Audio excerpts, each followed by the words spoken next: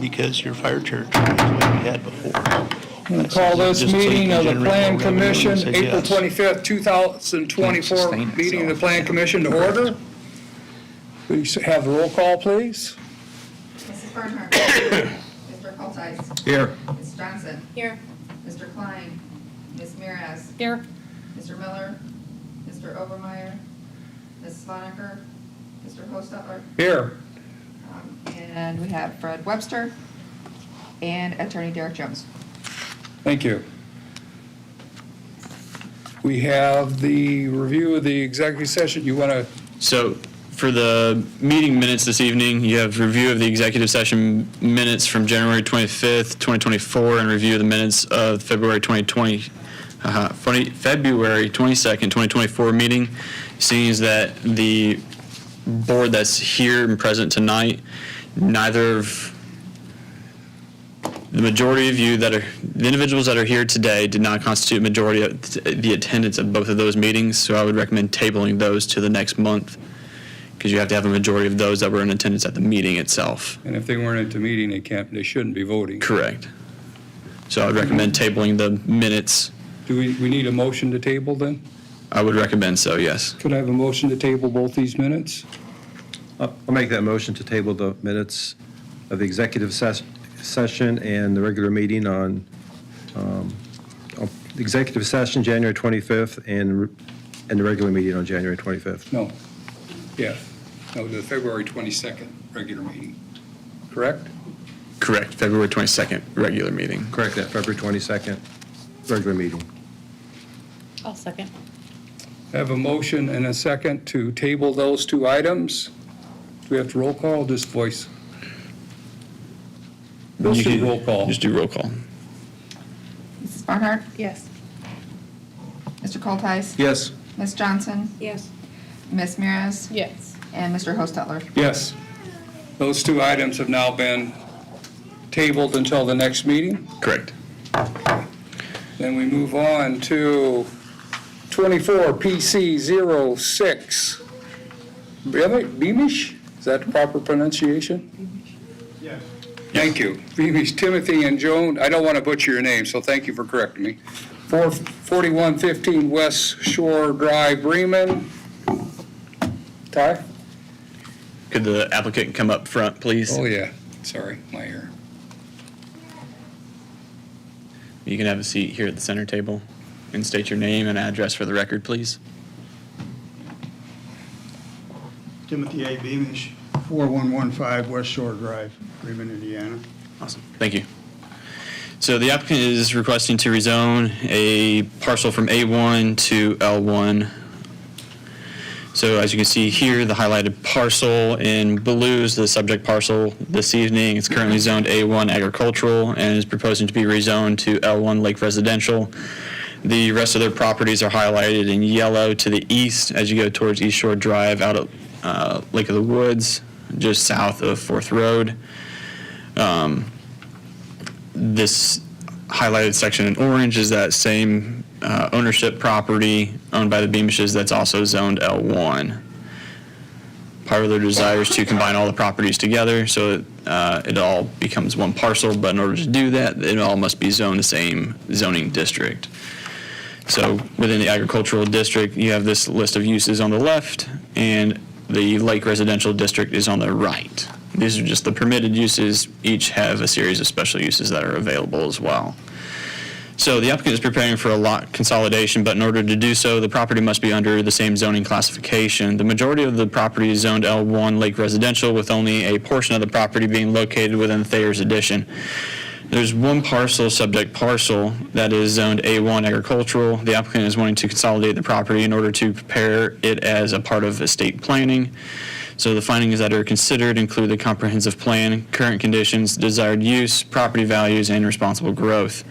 For finding number 1, the comprehensive plan has established the area's lake community land use. The lake community land use designation indicates that the area should be residential in nature and should not contain commercial uses that would draw significant traffic from outside areas. For current conditions, the property is currently undeveloped. For finding number 3, the most desirable use of the property is residential, but a residential subdivision would be complicated given that the terrain and the tree shrub cover on the property with the county ditch along the south side of the property. Property values, the rezoning of the property would have minimal impact on the property value change.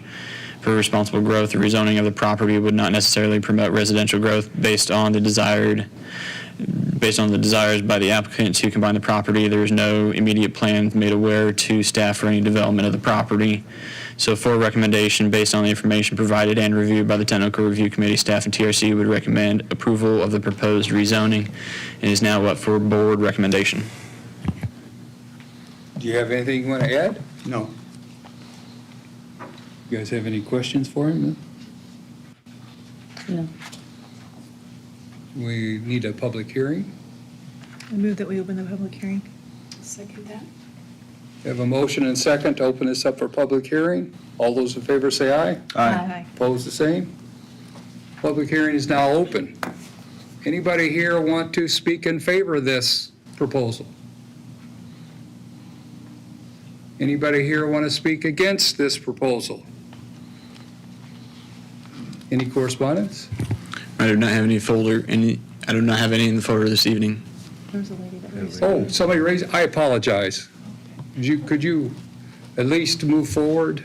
I guess you'll need to sit in the chair beside him. Yes. You'll need to come up and sit up in the chair. We'll need your name and address, please. When you come up, get up to the microphone, please.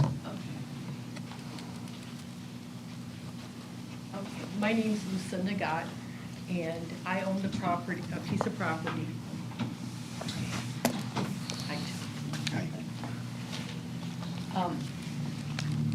And I own a piece of property on, right beside, my address is 4075 West Shore Drive, and I own the property right beside, or on the northwest side of them. I'm not against this or anything like that. The only thing that I would like to say is there has been, back in 2001, there was an alley in the back of our, or between our properties, and the alley was vacated. And I bought the property in 2021, and since then, there has been a question of who owns the property in between, on his side and our side. So I guess I would like to get it resolved, exactly who owns the alley in there and whose property that is. And that has been something that I've talked to Ty about, and we're kind of in the process of doing that. Okay, you're talking about the alley. If we were looking at the picture, I'm sure you can see it in front of you there too. Where the light blue and yellow is, that's the alley you're talking about? No, it's the alley, there was an alley vacated on the back side of our property. Our side is on the road side, Okay, and it comes to the back of their property where the yellow comes up. And ours is on the side. They have property that comes up to the road also, and ours would be right beside that. is that why there's kind of funny lines there? So, I can't remember the exact date that the subdivision was created, but Andrew J. Thayer's addition would be the lots on the west-hand side of West Shore Drive, and the little roadway that you can see just south of 4th, that kind of cuts in between the few parcels, was at one time labeled First Road. The roadway just south of the highlighted light blue parcel was Second Road. And there was also a 3rd and 4th road to the south yet of that, as it was platted under the Andrew J. Thayer's addition. In 2000 and 2001, lots between what was identified as First Road all the way down through the Beamish's property, and actually applied through by the Beamish's for the vacation, was approved. And what had happened is 50% went to the individuals within the subdivision, and 50% went to the individuals adjacent to it.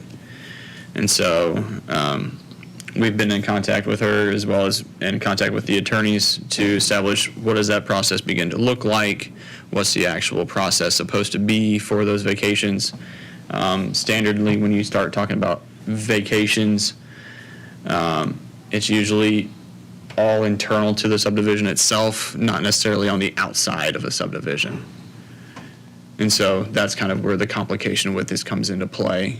Standardly, you do split the lot 50-50, but when it's on the outside, that's where the complications have kind of arisen and have been in effect for almost a quarter century. So we really don't have an answer for her then. Tonight, no. She just wanted to make sure, I recommended and encouraged her to show up this evening and share the information with you from her perspective, knowing that she'd like to try to get something established or at least figured out by the time that the Beamishes come back around for the subdivision portion of combining all their properties together through the Lake District. So because that alley was vacated, that's why we're not seeing it on this map here? Correct. But we see You see that the alley northern going- section of it Yeah. that shadows the lots at the north or the southwest corner of 4th and West Shore, as well as the lots that are along West Shore or along 4th Road. That's why you see that section there, and then it disappears as it goes through those Yeah. next lots as you go south. It makes sense. Well, obviously, I understand your peril, and I wish we could, fix this, but I think you've taken the right steps. We are aware of your concern, and now it's on public record, so hopefully you'll get an answer. Okay, thank you very much. You're quite welcome.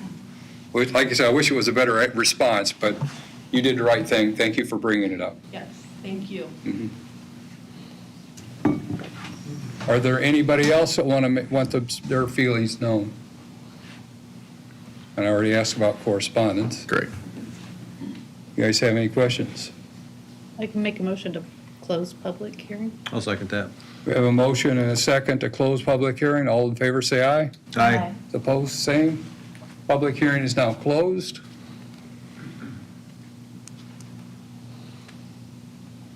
I'll make a motion that we approve the request As as written. is written, okay? I second that. We have a motion and a second to approve this request as submitted. Roll call, please. Mrs. Barnhart? Yes. Mr. Coltheis? Yes. Mrs. Johnson? Yes.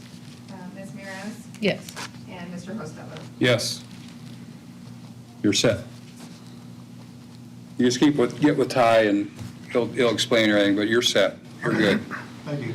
Thank you for bringing it before us. All right.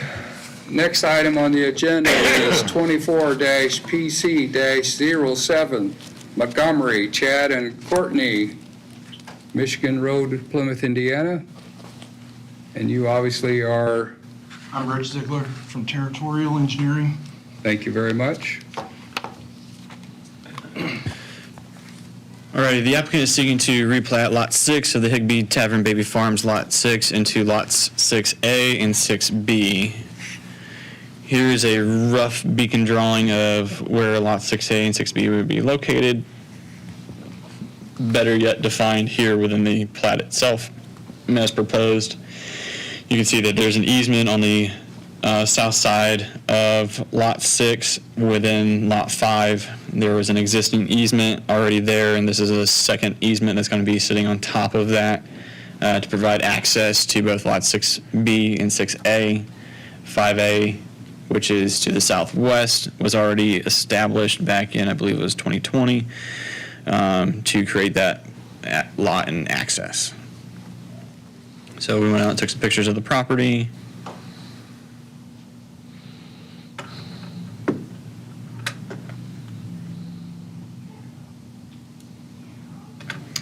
For the analysis, the applicant is seeking to replat existing Lot 6 into two new lots identified as Lot 6A and 6B. Lot 6 is a part of Higbee Tavern Baby Farm subdivision in North Township along Michigan Road. Lot 5 was previously subdivided. Lot 5B is the owner of Lot 6. So Lot 6B is set to be owned by a relative, and 6A will be retained under the existing ownership. For the findings, conformance with the subdivision regulations, natural features, pollution consideration, subdivision layout, and street design are all considered. For finding number 1, the subdivision regulations have been met. For finding number 2, due regard to natural features have been considered. For finding number 3, the consideration has been given to prevention of air and stream pollution. For finding number 4, the subdivision layout shall protect the public health, safety, and general welfare. For finding number 5, there will be no new streets, but the expanse of who will be able to use an ingress-egress easement area. The proposal includes an easement that sits on top of an existing easement that goes to Lot 5A and can now service 6A due to the lack of frontage on Michigan Road. For recommendation, based on the information provided and reviewed by the Technical Review Committee, staff and TRC would recommend approval of proposed replat of Lot 6 into Lot 6A and 6B. Now it is up for Plan Commission decision. I didn't notice it, but I'll ask this before you get started. 5A, I assume, is the lot furthest back, Yes. and then there's a 5B, obviously, is the bigger lot in front of it, because it Yes. wasn't noted on this drawing. I want to make sure. Okay. Did you have anything you wanted to add to his presentation? Nope, hey, just any questions? Public hearing? I'll make a motion to open public hearing. Second? Have a motion and second to open this up for public hearing. All those in favor say aye. Aye. Opposed, the same. Public hearing is now open. Anybody here, obviously besides yourself, here to speak in favor of this proposal? Please come forward. When you get up to the end, you have a chair there. Please state your name and address for the microphone. My name's Chad Montgomery. My address is 5503 Michigan Road. That's I own this Lot 6 and would be 5B. I'm obviously in favor of this. The family that I would like to split this for is also here, and just wanted to provide a good opportunity for them to have a nice place to live and provide good use of that property. So I'm happy to answer. Where do you live in this drawing? It's the bigger one in the front. Okay, thank you. Thank you. Anybody else here to speak in favor? Anybody here to speak opposed? Any correspondence? No, sir. I move that we close public hearing. I'll second that. Have a motion and a second to close public hearing. All those in favor say aye. Aye. Opposed, the same. Public hearing is now closed. Do you have any questions for him? I don't. I'm open for a motion for this. I move that we accept 24-PC-07 as presented. I will second that. Have a motion and second to accept this 24PC-07 as proposed. Roll call, please. Mrs. Barnhart? Yes. Mr. Colfax? Yes. Mrs. Johnson? Yes. Ms. Mears? Yes. Mr. Postletter? Yes. You're set. Thank you.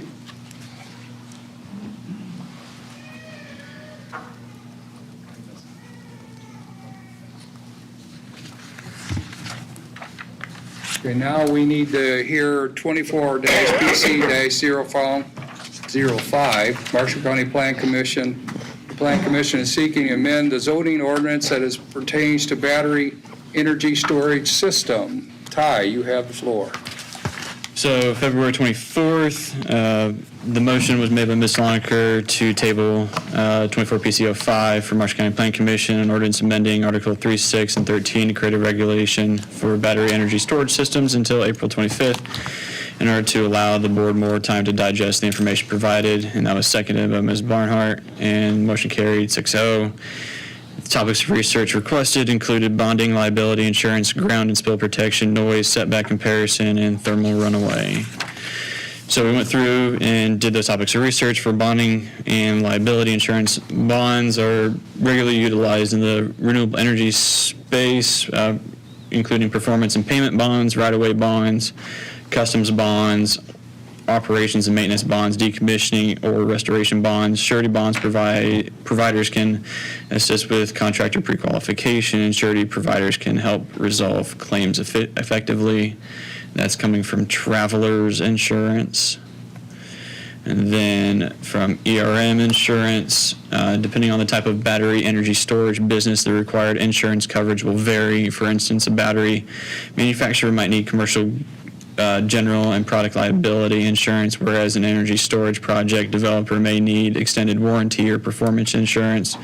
The applicant's business and system information will determine the underwriting process. Some of the information that may be required for underwriting are system design, size, and capacity. Some insurers will require detailed plans and specifications for the system. Inverter details is often required, especially if the inverter is not the same brand as the battery. Types of battery used in the system, e.g. lithium-ion or lead-acid. Number of batteries installed in the system, manufacturer and model of the battery storage system, location of the storage system, and other relevant details, system certification and compliance, maintenance and safety protocols, financial investments in the system, such as warranties or performance guarantees, expected power output from the system, liability limitations, insurance history and record of losses, security measures in place to protect against theft or damage. And those are direct quotes from their website. Getting into ground spill protection, under Indiana Code 2214-810, the adoption of the rules by Fire Prevention and Building Safety Commission. Subsection B, the rules adopted by the commission under subsection A must include standards for chemical spill prevention and control and appropriate setbacks for surface water resources. And for the installation and expansion of utility-scale battery energy storage systems as necessary to protect soil and surface water resources from chemicals contained in or produced by utility-scale battery energy storage systems. In establishing the standard described in this subsection, the Commission shall consult with the Department of Environmental Management or the Department of Natural Resources as appropriate. So that's being addressed under Indiana Code. We also got into noise and setbacks. So we did a comparison between our proposed ordinance, East Greenbush, New York, Carver, Massachusetts, Barr, New York, Cambria, New York, DeKalb County, Illinois, Austining, New York, the Maryland DNR best practices, NYSERDA, APA, PNNL, and NFPA. When you look at the setbacks, our proposed ordinance is 100 foot from the property line, 250 foot from residential dwellings, and 200 foot from non-residential dwellings. East Greenbush was the underlying district standard, which was 50 foot. Carver, Massachusetts was 50 foot and 200 from residential districts or parcels with existing residences. Barr, New York was underlying district standard, which maxed out at 75. Cambria, New York was the underlying district standard and minimum. Tier 2 was 50 foot. Tier 3 was 500 foot when not abutting residential district, and Tier 2 was 100 foot, or Tier 3 was 1,000 foot when abutting residential zoning district. I'll get into the different kinds of tiers shortly. DeKalb County, Illinois was 200 foot or 500 foot from a residence unless waived by a neighbor, and that was only able to be reduced down to 200 foot if it was waived. Austining, New York was 100 foot. Maryland DNR best practices was any setback requirements for primary structures and applicable zoning regulations should be applied to the best. For NYSERDA, it shall comply with the setback requirements of the underlying zoning district. APA made a reference to the Great Plains Institute scan of ordinances that indicated typical setbacks of 50 to 150 foot from property line, with the highest being 5,000 foot. PNNL, the study shows generally ranged from 25 to 100 feet, and then NFPA has a clear space of 10 foot and then 75 foot for minimum explosion distance with modeling, and then a recommendation of 100 foot for that, and then 250 foot diameter or 100 foot evacuation radius.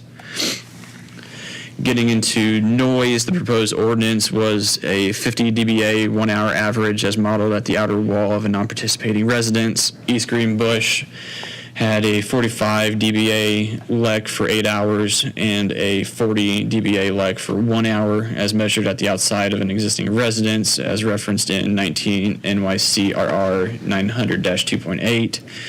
Carver, Massachusetts, was an acoustic study shall be provided in order to ensure that any increase in sound complies with the Massachusetts DEP requirement, limiting any increase in ambient noise to be less than 10 decibels at the property line.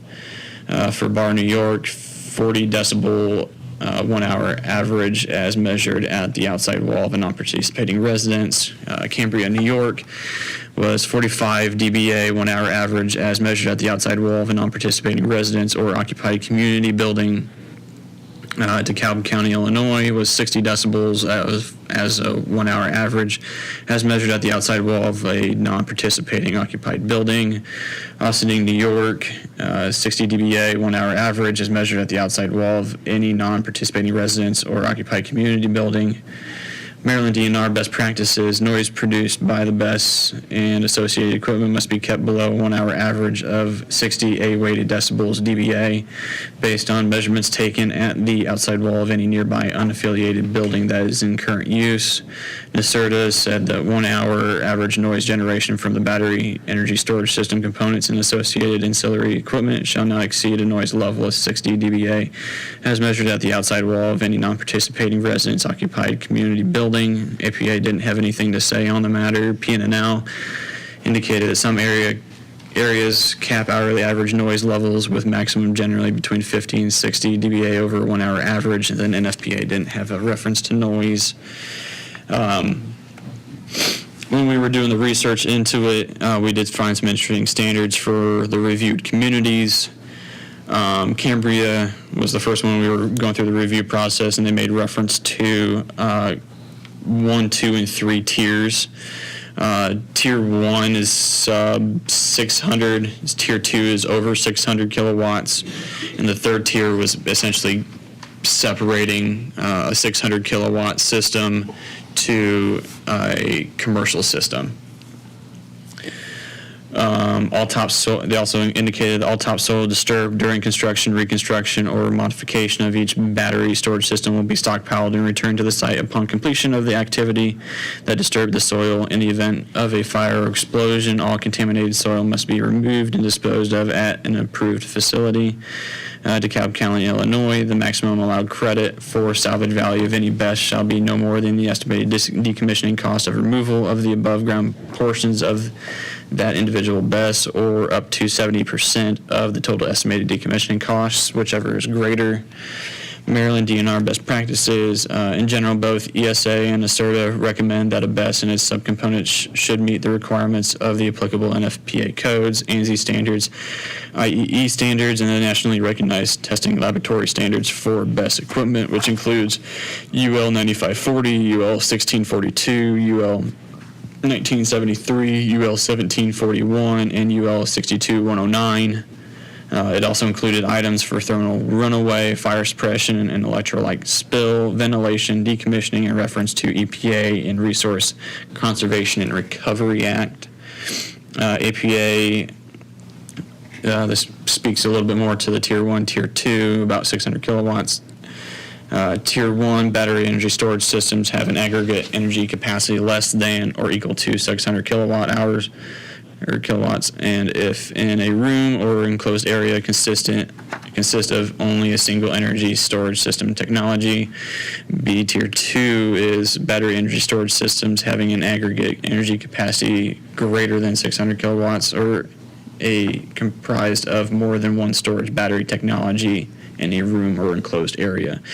PNNL indicated Midway, Massachusetts, and Amelia County, Virginia require impact studies and mitigation plans for any disruptions to natural, cultural, or historic resources as a part of their site plans. Then getting into thermal runaway, UL 9540A is a standard for test method for evaluating thermal runaway fire propagation and battery energy storage systems. Where they indicated that UL 9540A was developed to address safety concerns identified by the codes and fire service in the United States. One of the primary NFPA 855 in the fire codes tries to address is the potential fire and hazards associated with battery system, such as an uninterrupted UPS or battery energy storage system best to control this hazard specific or specify very stringent limits for energy capacity and separation. So that's the research. So getting into the proposal in the staff report we've gone through previously. It's the same presentation, but we'll read it again for you, is an ordinance amending Articles 3, 6, and 13 to create a regulation for battery energy storage systems. We went through and established Article 3 with uses and districts, Article 6 with its entire aspects and those items covered there, and we'll cover those in more detail shortly. And then Article 13, which is definitions. Article 3 here spells out under sections 010, 090, 100, and 120 that utility battery energy storage systems would be a special use in the A1 district and permitted uses in the industrial and heavy industrial districts. For Article 6, A intent, in order to protect the public health, safety, and general welfare of the community while accommodating the energy needs of the residents and businesses. These regulations are necessary in order to bring the benefits of reliable energy to Marshall County, including potential to add local jobs, reduce energy bills, and reduce pollution in a manner that preserves reliability and affordability, minimize adverse effects of battery energy storage systems through careful design and siting standards, avoid potential damage to adjacent properties for battery energy storage system failure through structural standards and setback requirements, and a battery energy storage system is considered a primary use if there is no other primary use on site. For public purpose, the regulations of the siting of BEST facilities is an exercise of the valid police power delegated by the state of Indiana. The developer has the duty of compliance with the reasonable conditions laid down by the Marshall County Planning Commission. Types of battery energy storage systems under one. Types: A is a personal battery energy storage system, a battery energy storage system for the use of a residential dwelling or associated accessory building within or outside of the structure. And then there's utility battery energy storage systems, a battery energy storage system for commercial or utility use. D, personal battery energy storage system standards. One will be treated similar to heating, air conditioning, ventilation, and standby generators and shall require permit and associated inspections. For utility battery energy storage system standards, setbacks, property line setback of 100-foot, interior project property line setbacks are based on the zoning district standard. Residential dwelling setbacks for battery units are 250-foot, and non-residential structure setbacks for battery units are 200-foot. The buffer shall provide an adequate visual four-season screen while within 250 foot of the residences and where required by the Board of Zoning Appeals. Buffering shall be maintained, included but not limited to trimming if necessary, removal of dead or fallen trees, and replanting for the life of the project. And then buffering shall be considered when adjacent non-residential parcels may have competing uses. For fencing, appropriate fencing shall be installed in accordance with associated electrical codes and other governing codes. The security fence shall be kept in good repair, painted, and maintained in good condition. Power and communication lines running between battery units and associated infrastructure to nearby electric substations or interconnections with buildings shall be buried underground. Exemptions may be granted by Marshall County in instances where shallow bedrock, water courses, or other elements of natural landscape interfere with the ability to bury lines. Distance it makes underground infeasible or best practice at the discretion of the plan director. For deforestation shall be minimized and approved by the plan director and Board of Zoning Appeals. Topsoil preservation, topsoil shall be preserved on site and grading should be minimized to preserve the future viability of plantings, and the natural contours of the property must be maintained. Signage, the BEST shall have signage in compliance with ANSI requirements and or applicable federal, state, and local standards.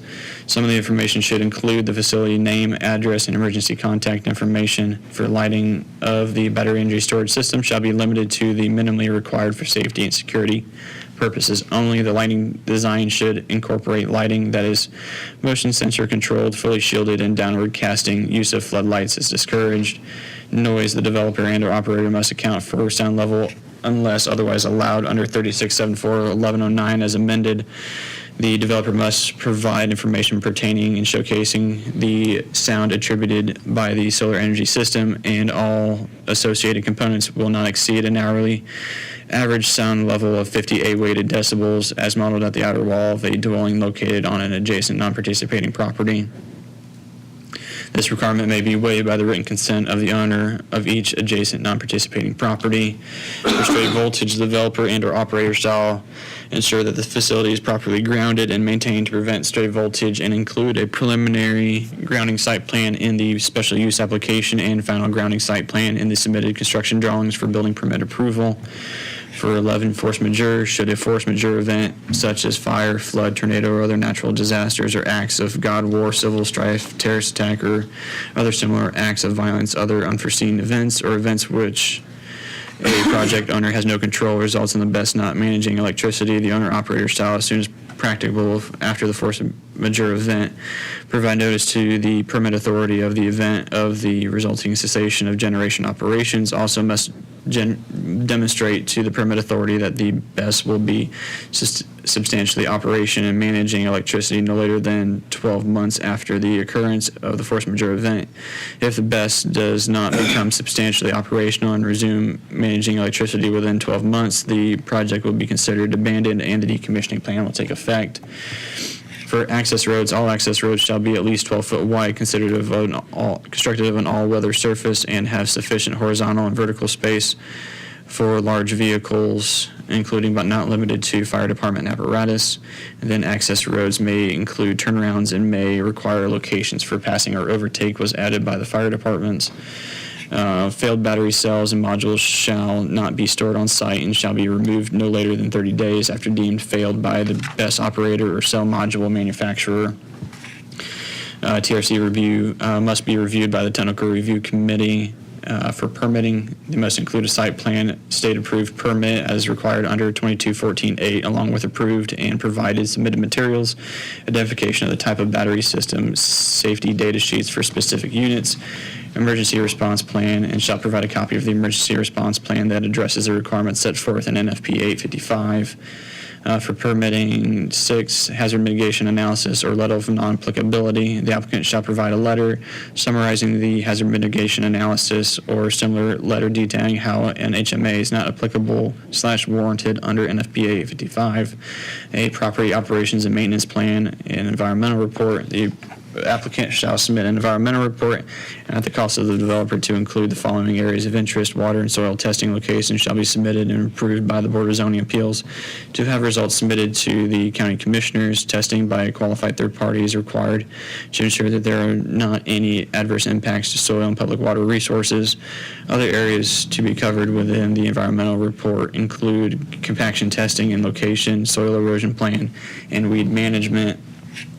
Number 8, traffic management plan. The applicant shall have a traffic management plan approved by Marshall County Highway Superintendent / Marshall County Commissioners. A commissioning plan. The commissioning plan shall be in accordance with NFPA 855. They must also have a decommissioning plan and restoration and reclamation plan. For site plan, they're required to have maps, drawings, and should include the below items on one or more pages, including the property lines, including roads and right-of-ways, distance to FEMA flood plain as designated by the latest firm or DNR best available floodplain maps, vegetation and buffer and landscaping plans, setbacks and existing conditions and proposed improvements. For the decommissioning and restoration and reclamation requirements, the decommissioning plan, prior to the issuance of a building permit, a decommissioning plan must be approved by the county commissioners and recorded with the Marshall County Recorder, cross-referenced to the deeds to all associated project parcels. The decommissioning plan shall, at minimum, meet NFPA 855 requirements.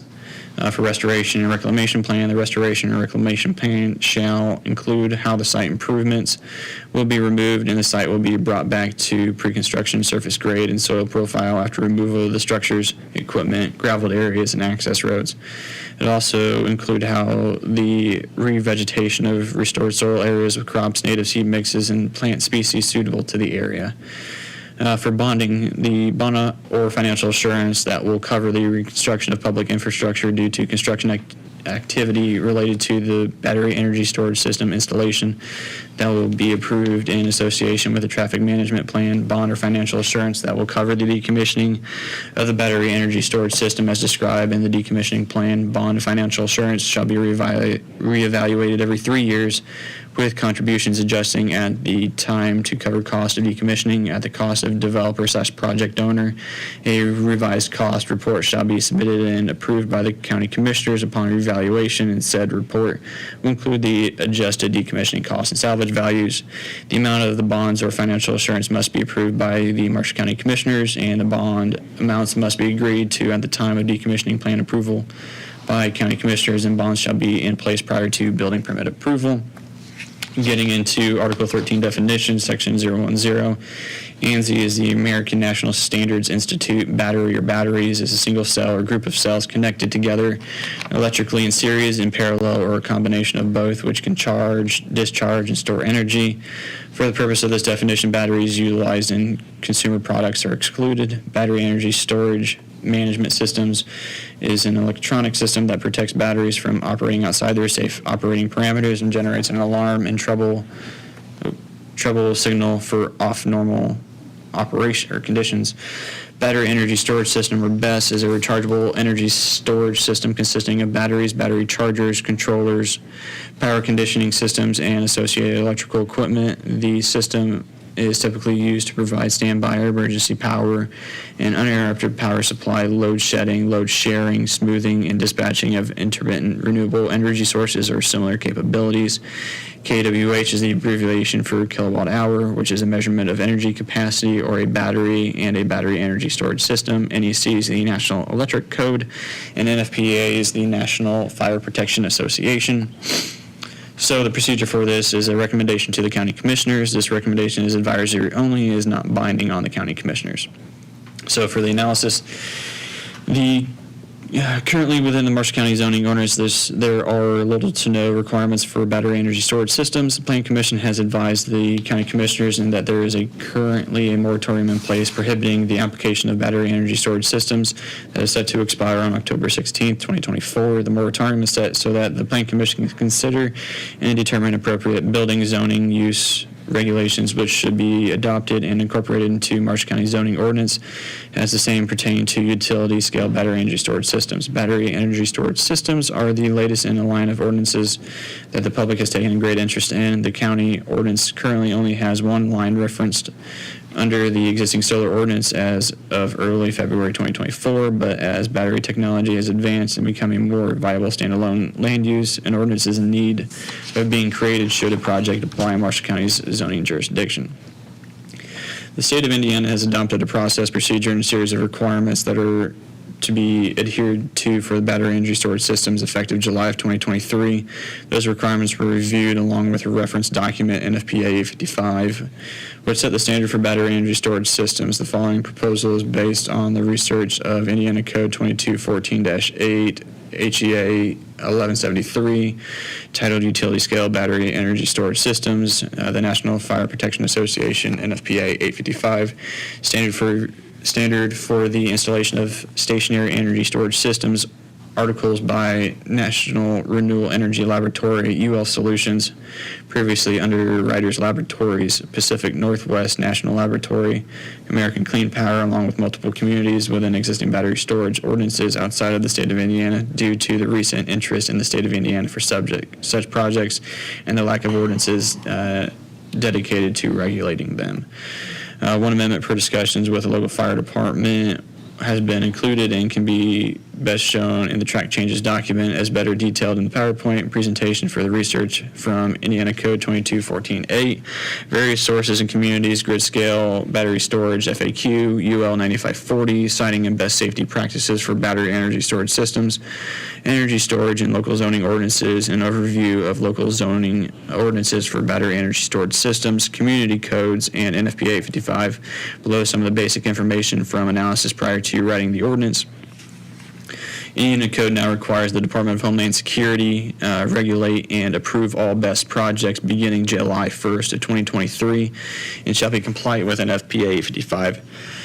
It permits BESS projects within a half mile of the floodplain so long as the structure is raised 2 foot above that floodplain, commonly known as flood protection grade. The operator shall provide a copy of the emergency response plan and provide annual training for the fire department on their specific operation. Per the article citing the safety best practices for battery energy storage systems by Executor Associates, there are 3 items that should be updated in the current regulations for battery facilities, and they all fall into 3 categories: siting, safety, and decommissioning. They're more detailed, as the siting plan should address undergrounding on site utility lines, maintaining the site free of vegetation and following noise, height, and setback requirements, fencing or enclosing the site, and installing screening or other measures to minimize visible impacts. The safety plan should include hazard detection systems, means of protecting incipient fires, and ventilation and or cooling strategies for protecting against thermal runaway, fires, and explosions. As a corollary, sound training must be provided to local responders so that they are equipped to handle any of these potential emergencies, which require substantially different tactics as safely as possible. BESS should have plans to address extreme weather, earthquakes, and other environmental threats that may occur. Decommissioning plans should include descriptions of the steps that will be taken, a cost estimate, a funding plan, a contingency plan for handling damaged batteries, and the 4 communities that were reviewed in 3 states had the following standards of interest: tiers of battery storage, reference to state building code and NFPA 55, road access, clearance space, lighting for safety and security, and shall be shielded 30-foot clear space of vegetation in accordance with A55, setbacks, buffer, fencing, noise, decommissioning plan and bond, SDS or safety data sheets, emergency operations plan, statement of purpose, applicability, general requirements, and utility lines. NFPA 855 is comprised of 15 chapters and 8 annexes that have been around and amended every 3 years since the mid-late 1990s. It covers topics including but not limited to definitions, hazard mitigation analysis, system interconnections, commissioning, operations and maintenance, firefighting considerations, decommissioning, and a specific annex titled Guide for Suppression and Safety of Lithium-Ion Battery Energy Storage Systems, which is beneficial because lithium-ion is leading in most used technology when it comes to energy storage systems. The annex indicates that as an important first step in protecting public and first responder safety while promoting safe energy storage, the technical committee has developed this annex as a comprehensive set of guidelines for reviewing and evaluating LIB ESS facilities, as well as this annex provides details about the design, hazard evaluation, installation, operations, appropriate technology application, inspection, and the first responder safety processes of LIB-based ESS. The annex even goes on toward the end to indicate that through explosion modeling that has shown the minimum distance should be 75 foot, it is recommended increasing that to a minimum of clearance of 100 feet. Then that it recommended evacuating buildings within a 200-foot diameter of the battery energy storage system or BESS. There is potential for damage to glass window structures depending on distance from the site. Each hazard will be different based on the state of charge at the time of the event. The Technical Review Committee met on Thursday, February 1st, and outside of its recommendation discussed later, indicated that some additional research would be beneficial on electromagnetic fields and sound frequency. Below is a brief synopsis for the analysis, but additional information is provided within the PowerPoint presentation. Included within the EMF and sound frequency research were articles from the National Cancer Institute and National Institute of Environmental Health Sciences. NCI indicates that electric and magnetic fields are invisible areas of energy, also called radiation, that are produced by electricity, which is the movement of electrons or current through a wire. Electric and magnetic fields are referred to as EMF, and there are 2 categories: high frequency, which is ionizing, and low to mid frequency, which is non-ionizing. High frequency is a greater frequency than visible light, beginning at about approximately 10 to the 15th power of hertz, measurability of frequency. Low frequency is less than the visibility light spectrum from 0 to approximately 10 to the 15th power of hertz. As a point of reference, power frequency is 50 to 60 hertz. A cell phone operates at approximately 1,000 hertz or 10 to the 3rd power per the NIHS study. Per NIHS study, one of the topics include links to EMF to childhood leukemia, but the association is weak and it is not clear whether it presents a cause and effect relationship. The study further goes on to discuss relationships between EMF and heart rate, the sleep electrophysiology, melatonin, and several more topics. These items have were researched post the recommendation of the proposal, and should the Planning Commission identify a need for change in the ordinance as proposed, it can be reverted back to staff or to the Technical Review Committee for additional consideration. For a user-friendly version of the reading of the ordinance, see the attached and associated PowerPoint. So getting to the recommendation, based on the information provided to the Technical Review Committee, there was a majority recommendation to approve the proposal with the inclusion of fire department's access amendments, but there were some areas of interest, including the term third party and who had rights to select whom the third party would be corresponding with, and the local emergency management director, setbacks being too small, and the effects of EMF and sound frequency. Per meeting with the Planning Commission attorney, there are a few sections that can benefit from additional clarity, but the suggested amendments were not included as the meeting was after the ordinance was initially proposed.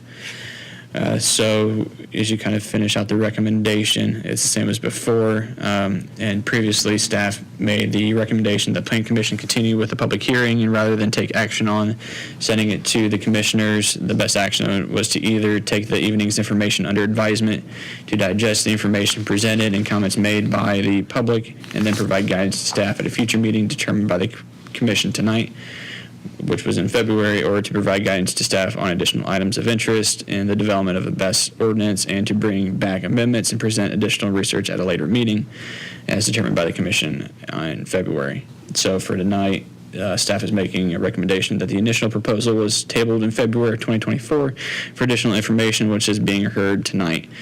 Staff would recommend that the Planning Commission intake the public comment and the information provided this evening and table the proposed ordinance to again digest the information and collectively come together in the next Planning Commission meeting. Now it's your turn. That's a lot. I know we're going to open this up for public input here real soon, and you give us a lot of stuff. Was there anything specific in there, I'll call it retention, about if there is some kind of fire or there's some potential spillage, although this is all solids, where there's retention on the property? Is that part of the ordinance, or? No. As a part of the industry with substations, that rock has absorbent properties and will pick up some of the liquid if it were to come out, but there's more liquid inside of the transformer canisters than there usually is inside of some of the batteries, but it's all going to be technology dependent on what technology you get into. But there's not necessarily anything that's talked about I'm just specific going by, spillage and well, things. some of us, at least I did, we went and seen the small battery park here in Columbia City. And, they constructed the area, so if there was anything, it couldn't leave the area, no matter what. And although this is a much larger, what I think they're proposing for Marshall County is a much larger one than what we went and looked at, I just thought that was, as far as mitigating any potential outside, I know it adds cost, but it also mitigates any potential concern later on. I guess we just now open it. Did anybody else have any more comments? I didn't even take over the floor. I just look forward to listening. Hopefully some firefighters or representatives from the fire departments will speak. They're the professionals. I would really like to hear their information. Yes. So I guess in essence, we open this up to the floor for them to make their public comments. I will specify, as we do all other comment things, we got to limit it to 3 minutes, if you'll keep time for us. And we won't cut you off immediately at 3 minutes. We'll let you finish what you were working on. But in order for us to have some kind of reasonable time span, let's use the 3-minute guide. Does anybody in public want to come up and speak their piece? Technically, isn't it advertised as a public hearing? Okay. All right, then we will do it as a public. Thank you very much. Make a motion to open public hearing. Thank you. I'll second that. I have a motion and second to open this up for public hearing. All those in favor say aye. Aye. Opposed, the same? Motion carries. Thank you. I appreciate your comment. Now, we'll open it up for the public comment.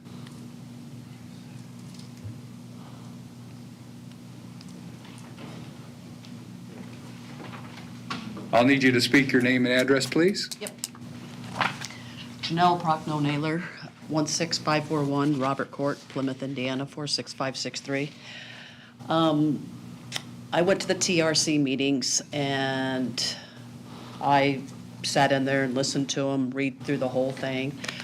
There was talk, couple of questions, and there was concerns. Deb brought up a bunch of concerns, and from what I gathered, and other people that was in the TRC meeting gathered, that it was supposed to bring back, and them guys were supposed to discuss it. And here we are today, further down the road, and what happened in the TRC meeting? I don't know. It all just went poof, out the door. Nobody listened to her comments. And I know Deb has comments to bring back to the table, and I never heard anything. But anyway, going on, this is from the Teneski's own website. It's the company wanting to put BEST project into Marshall County. They state, after the contract period ends, we remove the battery facility and access roads, and any damages are repaired so that the land may be used for other purposes. Okay? So they say the land can be used for other purposes. Does that sound like something agriculture? No. I think we need to take a step back and go through this with a fine comb and have public discussion, like the TRC. You guys need to get back in it. This is not something, Marshall County, it's huge. I think we need to take our time and take it back. That's what I'm asking. Thank you.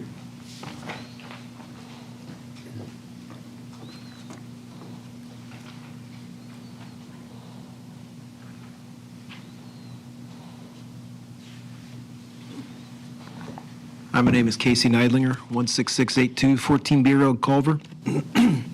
I wanted to speak tonight a little about the hazards of BESS, and in particular, Mike Burrows had made a statement on WTCA radio station last week about how when one of these burns, that it's not toxic and to just stand back and let it burn. And I did a little research, and I disagree with that statement. I've got an article here that I wanted to hand out for you to read.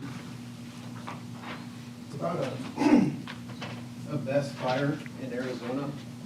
Thank you. And Thank you. in the article, it talks about how there were 4 firefighters that were nearly killed because of the fumes. So it's kind of a witch's brew of chemicals when one of these things catches fire. You've got hydrogen cyanide, carbon monoxide, hydrogen fluoride, hydrogen chloride, among other chemicals. So this system that burst into flames in Arizona had a fire suppression system. As I understand it, it was the best fire suppressant available at the time in 2019. And it wasn't enough. It just kept right on burning. And that's when the firefighter showed up, and they got a nearly toxic dose of chemicals. So this is not something to trifle with. I just wanted to bring that up. And also, the other thing, too, that we talked about, I think it was in February, was somebody brought up how they thought it was a good idea that the battery units were in a concrete tub, essentially. I wanted to point out, too, that if somebody showed up with a fire truck and decided that to douse that battery in water, with the amount of water that it takes to put out one of these fires, that bathtub would fill up in about 5 minutes and start spilling contaminated water into the nearby area. So it looks like to me, if and when one of these things catches fire, you've got 2 options that both contaminate the area. Either the toxic smoke, or you try to douse it in water and contaminate the land and the groundwater. And I just don't think that there's nearly enough discussion about this. So I encourage you all to read this article, talk about it, and let's just not do this. This is dumb. All right, that's all I got. Thank you. Appreciate your input.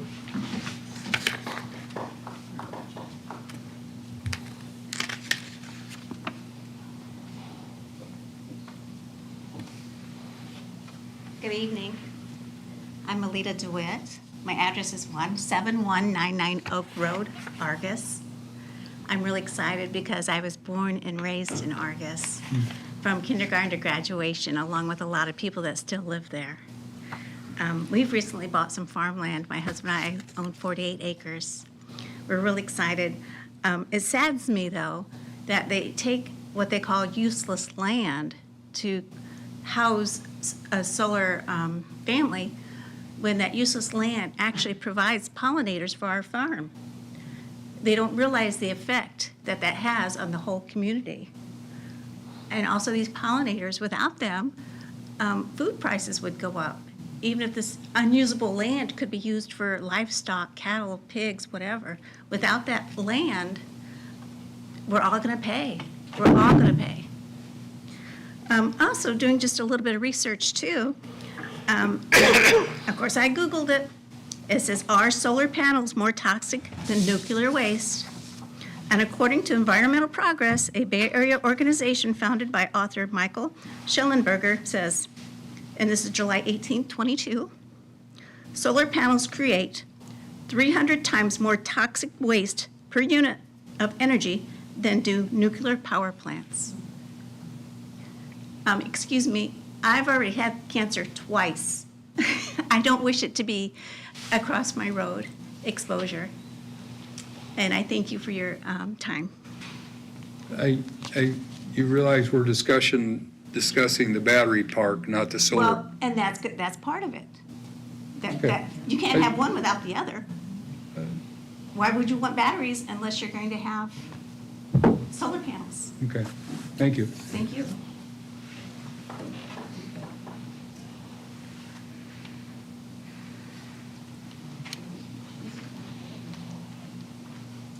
Hello, I am Jenny Fishburne, 15084 Olive Trail, Plymouth, Indiana.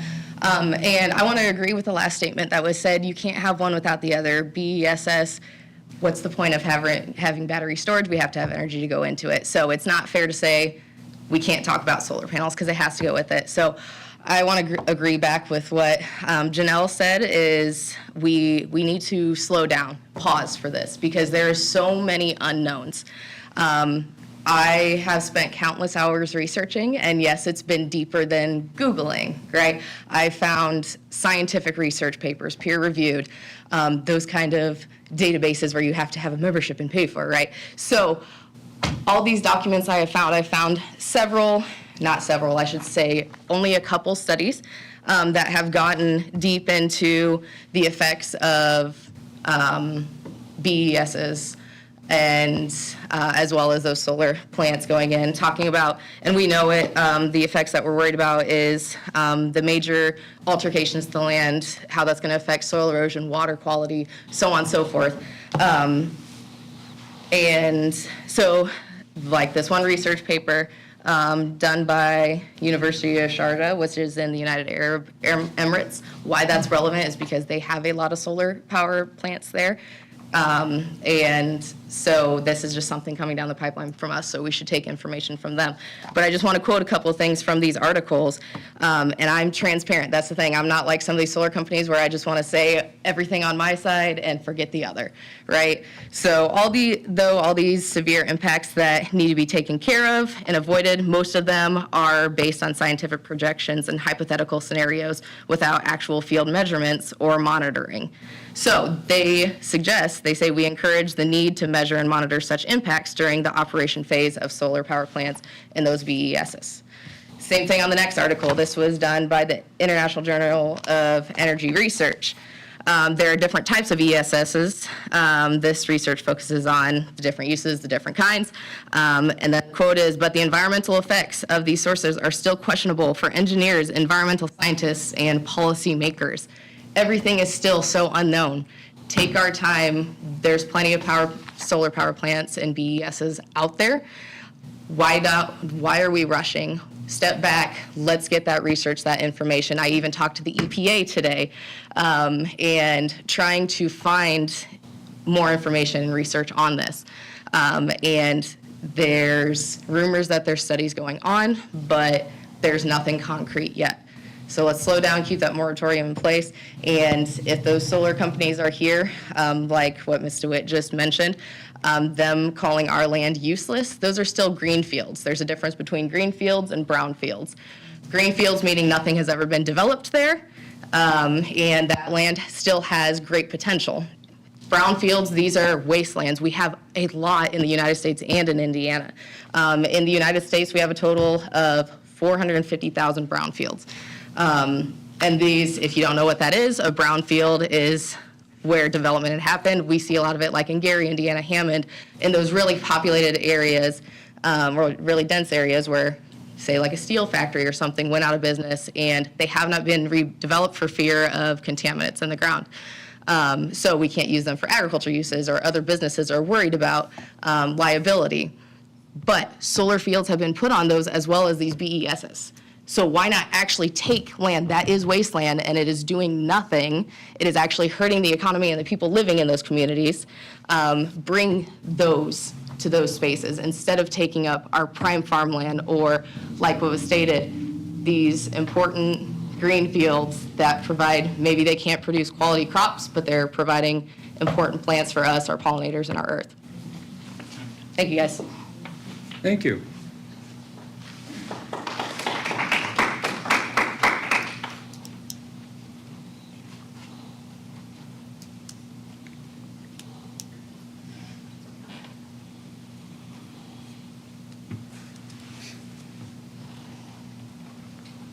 John Groy, Franklin Street, Plymouth, President of the County Fire Association, 52-year member of the Fire Service.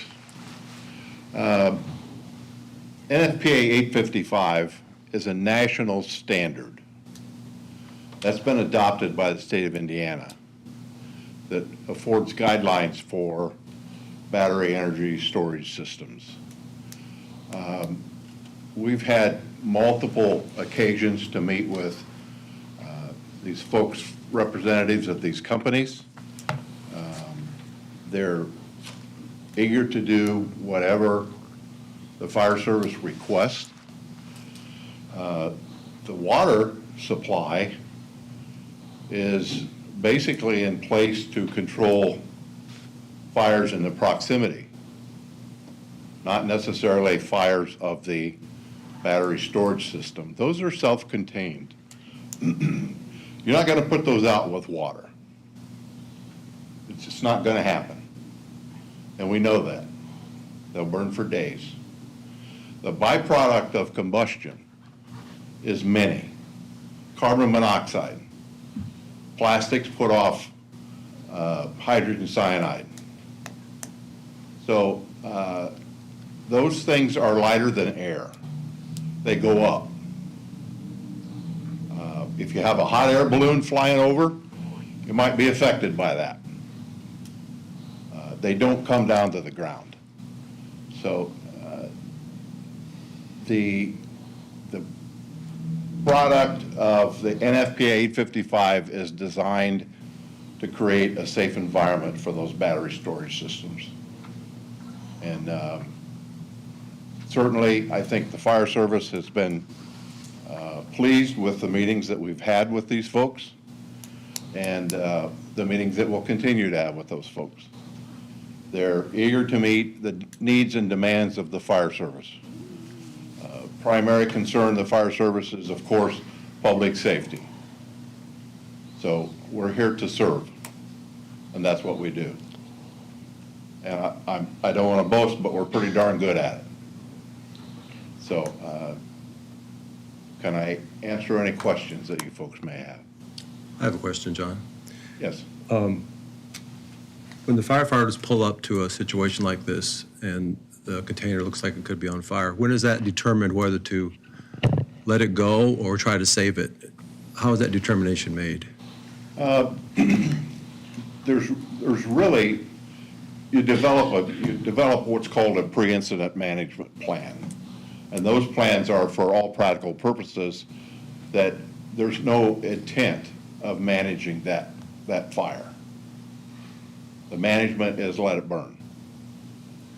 Now, I also did a little research, and sometimes to get those to burn get everything inside to get going and burning, sometimes they want to open the door to get air in there, and which is dangerous for the firefighter. And I've seen videos where they have robots that will go up there and open those to do that. Is that something Marshall County, our firefighters could use equipment like that to do something like that? That would be up to the manufacturer, to the company. Can we still ask a question? Evacuation for fires. In some of these chemicals that you're talking about, some of the books that I've seen that have come straight from some fire department people, they're talking mile evacuations. In most of these chemicals, just what you were saying, there's mile evacuations. It could be. It could be. A gasoline tanker rolling over, you have a mile evacuation.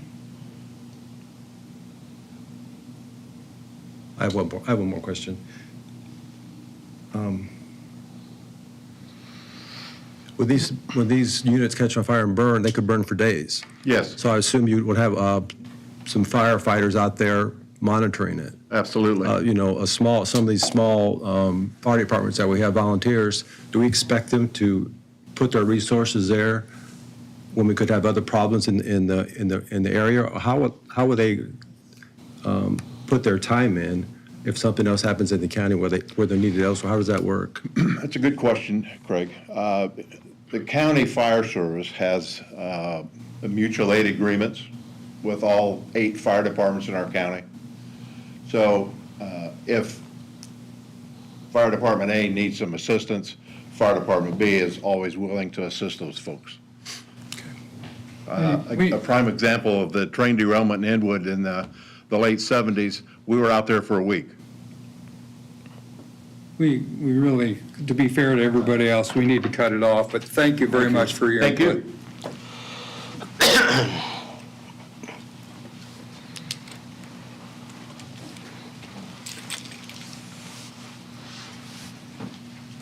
Nicole Cox, Olive Road. I'm a county councilwoman, and I've also been highly involved with the North Township La Paz Fire Territory. And thank you, Mr. Coltice, for that was exactly what I was thinking. We are stretched thin. We're having a hard time getting volunteers.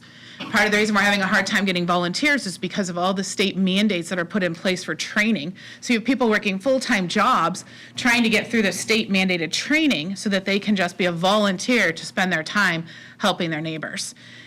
If we put in battery and we put in solar, our volunteer services that are already stretched thin are going to be mandated that they have to have even more training.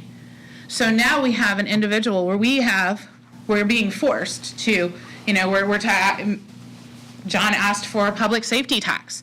So we've got these departments that already are saying, okay, we're gonna have to hire full-time people, but we don't have the money to do it. We need more money in order to do that. So I think that in our ordinance, we need to say, if we move forward with this, then these companies need to pay for the training, and they need to also compensate our volunteers for the time that they have to go through for our mandatory training. And I just think that it's something that we really need to look at the big picture, because it's going to end up costing our citizens more money in taxes in order to fund bigger departments in order to take care of potential fires that we know are going to happen, issues with solar. I think that we need to look at the entire picture when making this decision, and I don't think we are. Thank you.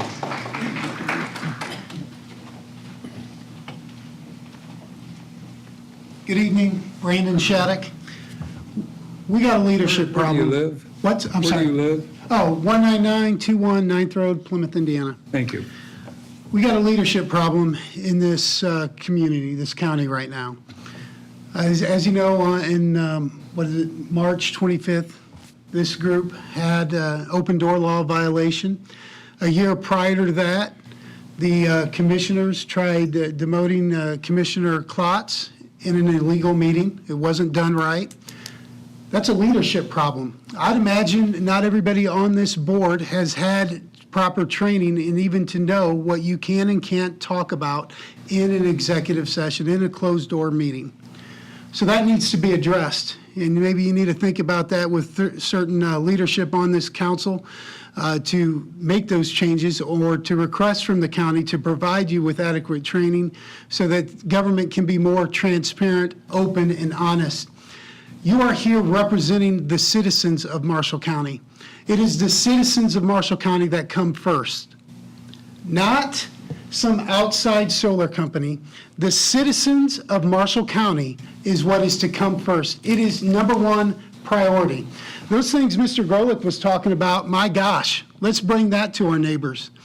When we're talking about asking you to remove setbacks or to add a moratorium and things like that, that's to get it right for people, not for companies. Your job is to represent the people of this county. We cannot put our trust in Kevin Overmeyer. He's been involved in the past year, 2 illegal meetings. It is important that we have this on the inside of us as public servants, that we are going to put people first and look for the best interest of people. And that's what I'm asking you to do. Give yourself time. Let's get this right. The stuff, like I said, that Mr. Grolick was talking about, none of us want to experience that. I live approximately 7 to 8 miles from where these things will be going in at. I don't want to be that close to when some of these, that he says, you just let it burn, and all this stuff goes up into the atmosphere. Let's take our time, let's get it right for the people of Marshall County. These are our neighbors, and this is who we should be watching out for. Again, if you do not understand the open door law, that is to protect us, the people, from government. It's not to make your job easier. If you don't understand it, please get with council or the commissioners, and let's get you all training so we don't violate this again. Thank you. How come he didn't mention you? They should get with you. I don't know.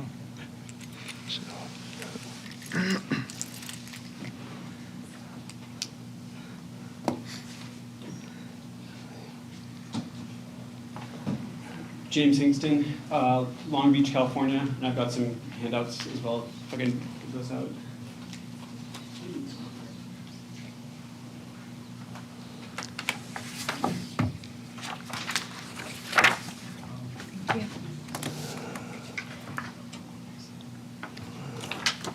Thank you.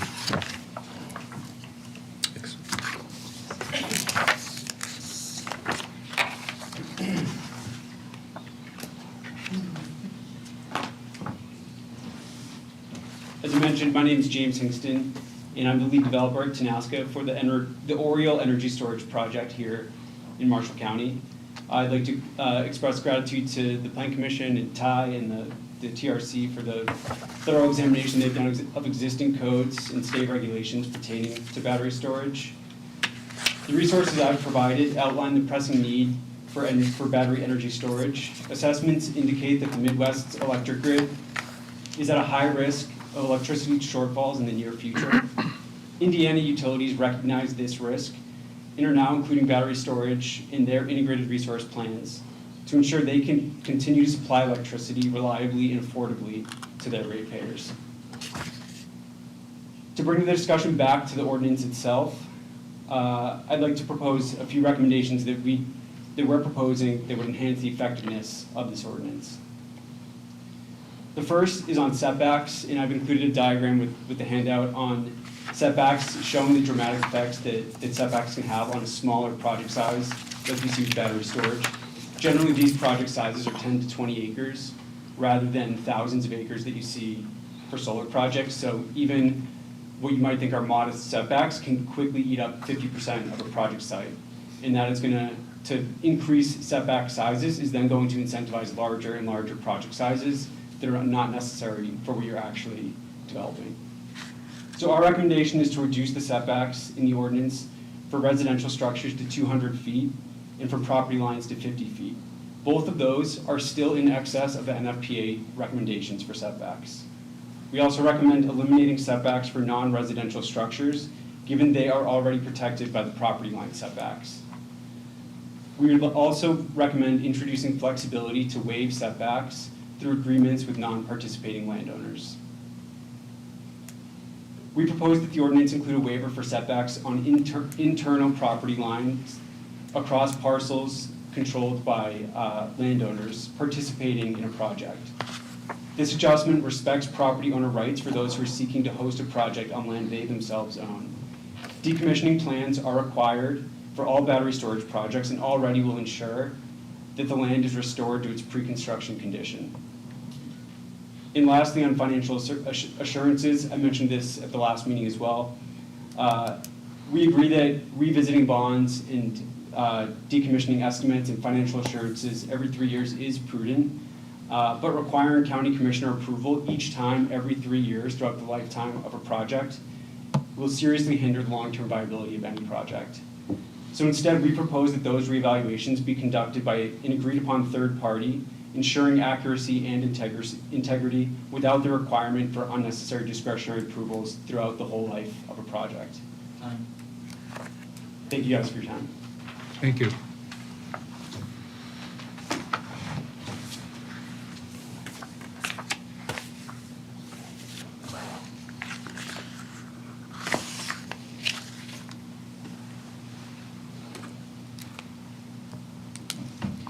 Debbie Vandemark, 14750 Tulip Road, Culver, Indiana. Glad you could make it, too. I'm Thank you. sure. And I missed the first part, so I'm not real sure what was covered, but there's a couple things in this ordinance that I'd like to look at real quick. The gentleman that just was here is the project manager for the project that's going to go across a half mile from my well, okay? And he wants to reduce the setbacks to 50 foot. I disagree with that, and I think that the BZA should determine the setbacks on any of these projects. I don't think this will be the first and only one, but I think that the BZA should have some input in our setbacks and also our zoning of this, whether it should be zoned ag or industrial. So I think the BZA should have a little bit of say in what's going on with some of these standards. The buffer part of the ordinance, talking about adequate visual forest screen, well, 250 foot of residence and work required by the Board of Zoning Appeals. There should be a chain link fence, which is talked about, that's going to be going around this battery storage, okay? If something is going on with that battery, I want to be able to see it. I don't want vegetation all the way around this thing. I want to be able to see through it to know that there's something going on. And so I think that it should be looked at in a lot of detail about this buffer. I think there should be gravel along each side of that fence. You know, if there is a fire, we need to control the area and not have vegetation growing around it like we are going to on the solar. So I think that really needs to be looked at. And I'm also concerned about the railroad. The railroad is right next to this project. And, you know, I don't know if that should be a concern or not. I don't know without talking to maybe the railroad people. But that's just another concern I have. And I think the noise needs to be taken a look at too. It says 50 weighted decibels. I think maybe we should think about 40 on that. It's just another suggestion to take a look at. And access roads, that's going to probably be Jason.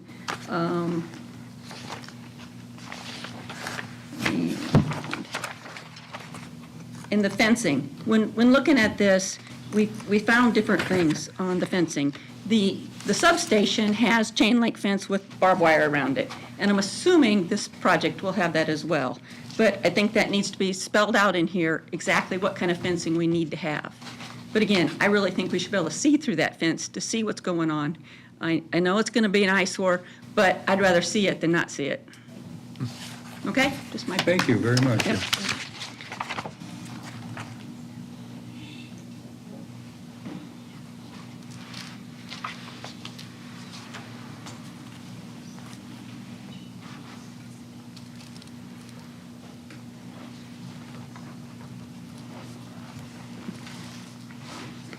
My name is Steve Berry, address 11239 Manor Drive, Plymouth. I'm also here as a representative of Marshall County Farm Bureau, and we are still calling for a 2-year moratorium. Even I know we have a current one that expires in October, but there are so many concerns that are not fully investigated yet to put into an ordinance that we still need to spend some time doing that. and October will get here too fast. There's three basic ag concerns that are not fully addressed. Topsoil, weed control, and tile lines and drainage. In regards to topsoil, if anybody thinks they can remove topsoil and put it in a pile and then put it back together again, you can't do it. Topsoil is a living organism, a living ecosystem. Once you disturb it, you'll never put it back the same way. So you will never be able to fully restore the original state or the productivity. Weed control. You need to have sound management practices, but who's going to pay for it? Who's going to monitor it? Who's going to take care of it? Because you can't allow any noxious weeds or problem weeds to go to seed. We've already got enough problems with weed control in agricultural acres right now. There are multiple modes of action that won't work on certain weeds. We cannot let those weed species go to seed. There'll be too much of a problem with adjacent property. Weed seeds easily spread by water, wind, animals, even equipment. So it must be controlled in a proper manner, and it would take a knowledgeable, licensed, local agronomic personnel, because they would know what weeds to look for, and all this needs to be funded by the energy company behind the lease. Tile lines or drainage. They cannot be interrupted or severed at any time. I know lots of times projects have gone through fields and severed a tile line, and somebody who doesn't know how tile lines work tries to put it back together, and it never works after that. So those are some main issues that need to be more clearly defined, and the tile lines must, on the tile lines on the leased land, must be accessible at all times for inspection and maintenance to make sure that they're fully functioning, because a lot of these tile lines are tied into adjacent property. You can't do something on a piece of property that interferes with the tile lines and drainage ditches of adjacent property. I've got a number of other things that I wanted to talk to Ty about, but my time is limited, and personally I've been under some medical restrictions for the last 5 weeks, so Ty and I haven't had a chance to meet. We hope to do that next month. Good. Thank you. Thank you very much.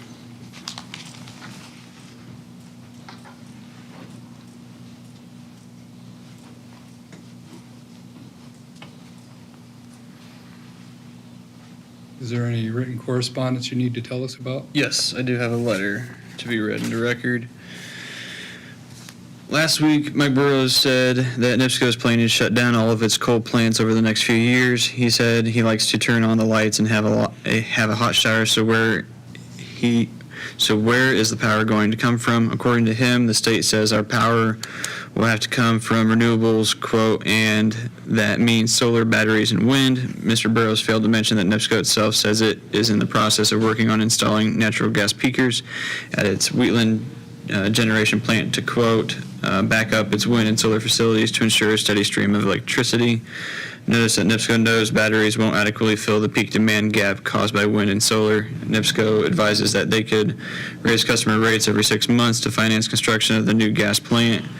So solar, batteries, and wind that ratepayers are also being forced to pay for totally fail at being able to produce on-demand base load electricity, meaning that traditional reliable sources are still required as backup. This includes nuclear that is going to be ramped up. Again, all this is paid for by ratepayers who are also the taxpayers who fund the subsidies for all these facilities. On top of that, MISO charges those same ratepayers for every new solar battery or wind interconnection to the grid. You heard that right. The developers do not pay that surcharge. The ratepayers will. If a BES is built anywhere in the county, what protections will be put in place to keep neighboring and nearby property owners, as well as their animals, safe in the event of a failure event leading to fire or thermal runaway explosion? What insurance must a BES owner/operator have in order to prevent a financial burden on property owners who must have repairs done due to a failure event at the BES, or compensation for meals and lodging if there is an excavation order? What is the required setback from the railroad tracks? Has that been determined? This is a complex and critical ordinance to put together. Please don't rush this process. Katie Llewellyn Culver. And that's it.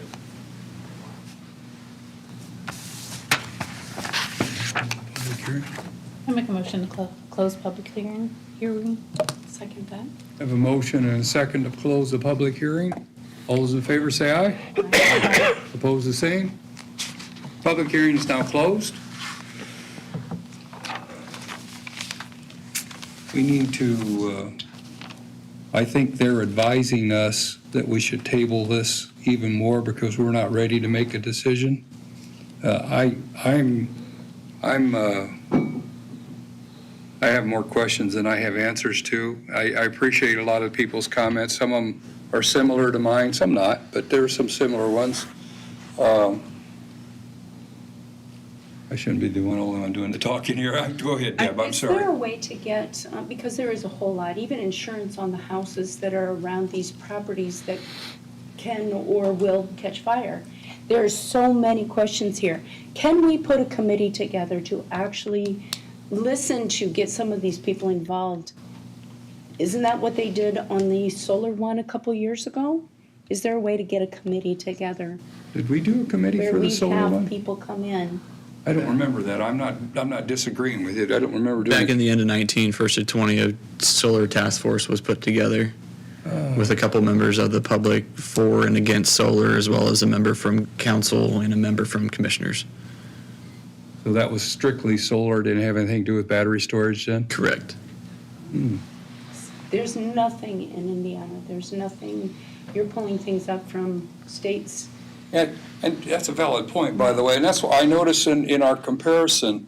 Actually, there's only one Midwest state, and that was DeKalb, Illinois site. There are no other sites in the Midwest, we'll word it that way?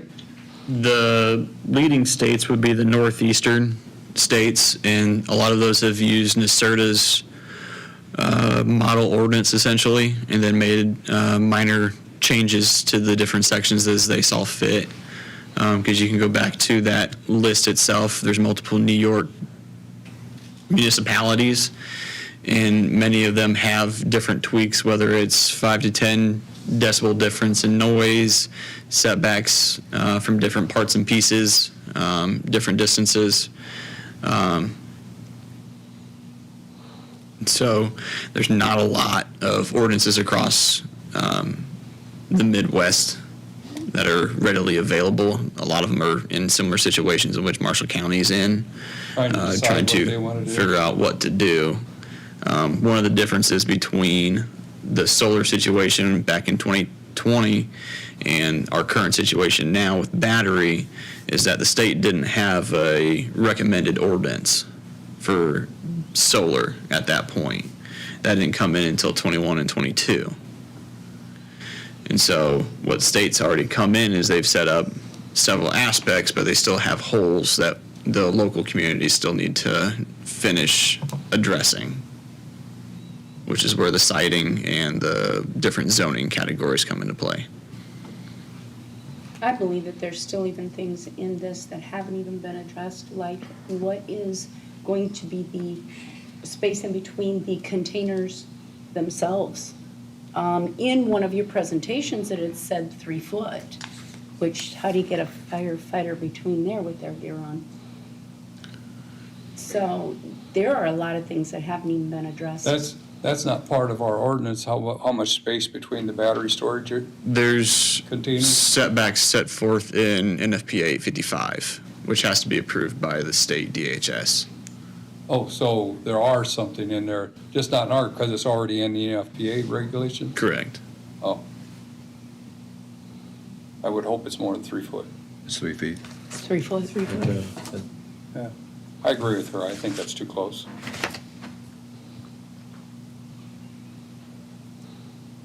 I would say in the light of the information that we've heard tonight, and the absence of 4 other voting members, that we table 24 PC 05. And if we believe that there needs to be another task force or whatever you want to call it with outside people, I suggest that it be equal on both sides and with relevant people, especially with our fire departments. I would agree with that. I would as well. That's a second then?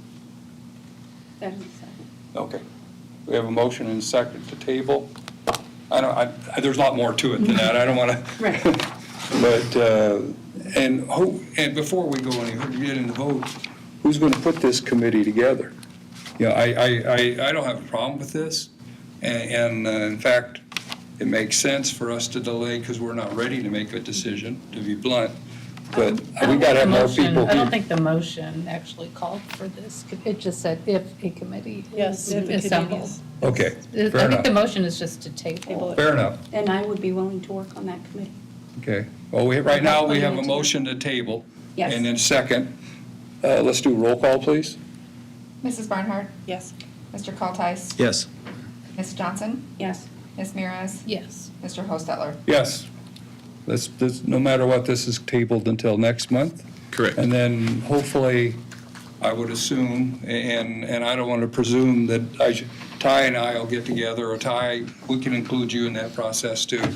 And we'll see if we can get some people together to start looking into this more. There's just so much stuff. You know, and I'm writing notes all over mine when I'm hearing you people, and I don't know if I'm comfortable yet either, but I'm not supposed to say that out loud. But let's just table it and let's talk more. Okay. So getting to your other business, we've got a tree buffer update. Data centers was brought up, and soil analysis draft. Data centers was brought up by Matt Miller. He wanted to talk about them, and with his absence, I'd recommend tabling that until next meeting, because he's the one that wanted to bring it up and have those conversations. So I think it's only appropriate for us to table that until he's in attendance. Since it is agenda item, I do need it tabled. Do you guys have any objection to that? No, I'll make a motion to table that. Okay. Data center. I'll second. I have a motion and second to table the data centers. Discussion? Okay. All those in favor say it. Oh, do we have to roll call on that too, since it's an agenda item? Let's do roll call anyway. Mrs. Barnhart? Yes. Mr. Cultice? Yes. Mrs. Johnson? Yes. Ms. Mears? Yes. Mr. Hostetler? Yes. Okay. So the first thing is the tree buffer. This was brought up previously. So under section 3-130 for setback requirements, under item 4 is buffer setbacks. There's a 30-foot buffer setback for all property lines and shall be provided in A1, A2, and A3 zoning districts. There shall be no gardens, flowers, trees, landscaping, or other vegetation material deemed by the zoning administrator which would restrict the normal agronomic practices of crop or horticultural production. The buffer setback shall not apply to crop or horticultural production or forestry. And then C, the buffer setback shall not be required when the property adjoining the property line is 5 acres or less in area. There's no known amendment at that point in time under the table of amendments since the 2007 rewrite, and that was because this was a part of the ordinance section that was created and discussed during the 07 rewrite itself. So the interpretation we were looking at was provided was that B would be in reference to woods that are actively managed and harvested in terms of what's defined as forestry. Woods would be a natural space that is not actively managed. Then that C, the way that is understood is that if the adjoining parcel to yours is 5 acres or less, the buffer standards would not apply to them. Also, the standards would apply to new plantings, not necessarily old growth. There's brief discussion in the minutes, both from the Planning Commission and the commissioners, but it wasn't exactly the most conclusive or beneficial to the discussion. So I'm kind of looking to you on what do you want to do?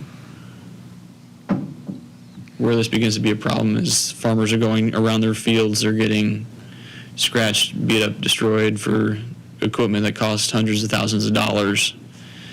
And getting into disputes with neighbors over their trees overhanging property lines. So how would that be enforced? If you get a permit to plant trees? You don't need any permits to plant trees or anything like that. How would you enforce that to make sure the 30 feet buffer? The first thing is would have to be a property greater than 5 acres. And then it'd be new trees that would have to be planted in association with it and then turned in.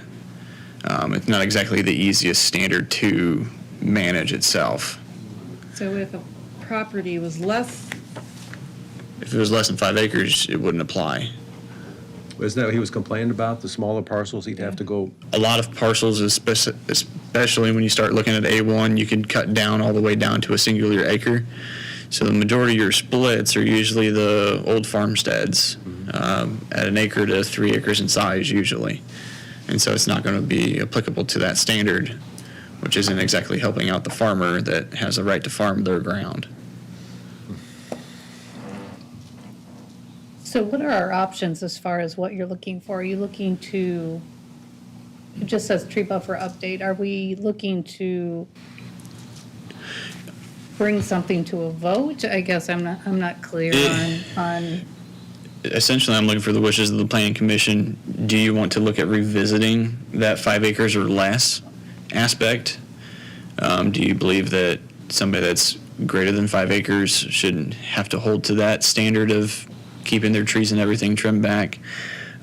You've also got the property right in the civil manner in which it is of property maintenance. If the tree's on one property and it grows across the other, who's the responsible party and who has the right to or not to trim? At that point, you've got a balancing act between civil and civic regulation.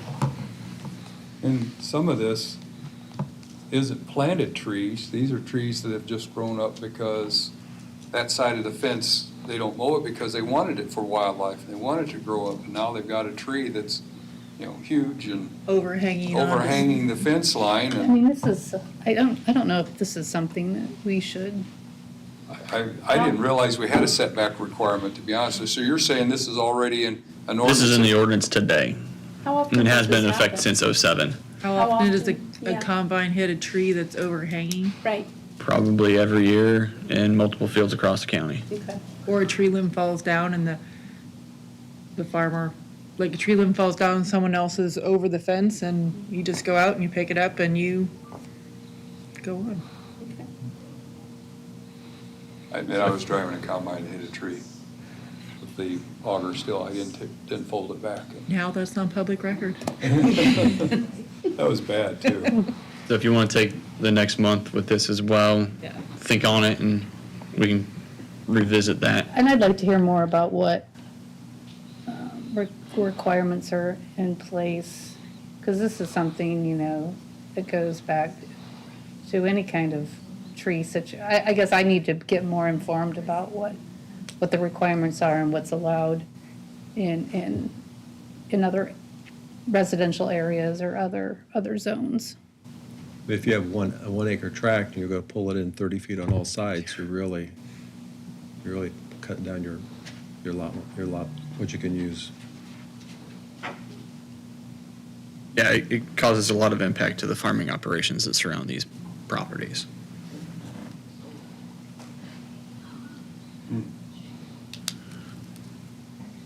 So, you guys want to take the month and Yes, please. Yes. do some research, those sorts of things, okay? Then we're skipping past data centers and getting into a soil analysis. So you guys have a packet, what's called the Marshall County Soil Analysis of Solar and Soil Testing, Spring 2024. So the Marshall County Planning Commission, in conjunction with Purdue Extension, Marshall County, began in early March 2024 to conduct a soil analysis for soil and nutrient values within and adjacent to solar panels because of the concern of soil pollution from solar panels. Upon initial findings as outlined below, the analysis can conclude that generally based on the factors reviewed, that the soil nutrient levels should have little to no impact from the installation of solar panels. The study should note, though, that the style of installation and extent of land clearing, grading, may have additional impact on soil nutrient values, but was not included within this study. The analysis includes a select series of chemicals and soil factors, but can be further reviewed with the support of Marshall County Commissioners, Council, and Planning Commission. We broke down this analysis into the introduction, background, facility figures. We'll show you those, and then the process, analysis, and conclusion. Just some excerpts from the report itself. Marshall County Planning Commission, after discussion with the Noble County Planning Commission and NCPC, learned and understood that the NCPC coordinated with their local extension office and local landowner to undergo a solar and soil analysis. In the interest of understanding the soil health impacts in Marshall County, a decision was made by Marshall County Planning Commission staff to move forward with a local analysis through the partnership with Marshall County Purdue Extension and the Center at Donaldson. The following sections discuss the background of this project, shows facility maps including routes or areas taken of soil sampling, the process in which the sampling was taken, and analysis of the soil mapping information available through the USDA, and the results of the soil sampling through A&L, Great Lakes Laboratories, and finally conclusions of the soil analysis. The soil samples were tested for organic matter, phosphorus, potassium, magnesium, calcium, sodium, soil and buffer pH, CECs, and zinc. So the figures that were in reference, so here's the property in large, and then on the south side, there's an existing solar array. We did a soil route inside of the cow pasture, and then we did a soil route inside of the solar facility, both in between, underneath, and at the drip edge of the solar panels. And then we did it again on the north side, showing the route within the panels there, as well as changing to a different type of grass for vegetative cover. And then we did one of their adjacent fields as well to have comparison. And so when all those numbers and everything came back, they were able to provide a table for us going through the standard ranges under the solar, south side pasture, north side solar, north side turf, and west side ag. And it goes through all of those categories. So for conclusion from the above information and analysis, we can generally conclude that based on the factors reviewed, that the soil nutrient values should have little to no impact from the installation of solar panels. The only anomalies that came out of the analysis were shared by both those within and outside of the solar installation area. For phosphorus levels, all were higher than the standard range. Potassium, there were multiple regions were low or the lowest end of the standard range, and zinc levels most of within standard range except the south side solar and west side ag. The organic matter, magnesium, calcium, and most all areas of soil pH were within standard levels. So should further additional analysis be required, Marshall County Planning Commission staff, Marshall County, Purdue Extension, and other parties would be happy to coordinate, but this should provide sufficient evidence of soil health and the proposed effects of solar installation. The study should note, though, that the style of installation and extent of land clearing, grading may have additional impact on soil health, but was not included within this study. The study goes on and details the individual nutrients, all those sorts of things. So for further detail, I refer you to that analysis itself. If you've got questions specifically when you get into the nutrient aspect, I would defer those to Bree, Ms. Sloniker with the Extension Office, and she was the one that did a lot of the soil sampling and kind of guided us through that process. How many years has the solar panels be in position or in? About 5-6 years. Both of them? Yes, they're 1 year after the other. Okay. Good. Thank you. So your next meeting is May 23rd, 2024 at 7 p.m. That's all I have. Anybody else have anything? We have a motion to adjourn? Yes. I motion to adjourn at 8:48. A second. I have a motion and a second to adjourn this this meeting. All those in favor say aye. Aye. Aye. Meeting closed.